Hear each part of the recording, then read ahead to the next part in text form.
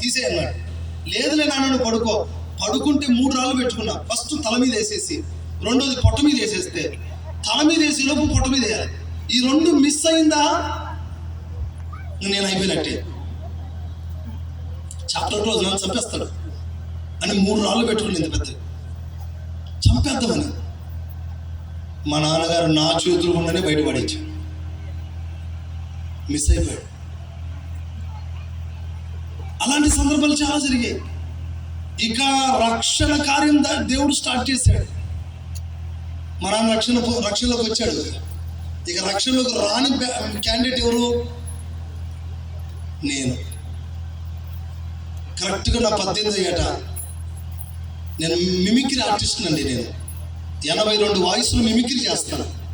మంచి సింగర్ను, మంచి డ్యాన్సర్ను, మంచి సాంఘిక నాటకాలు చేసేవాడిని.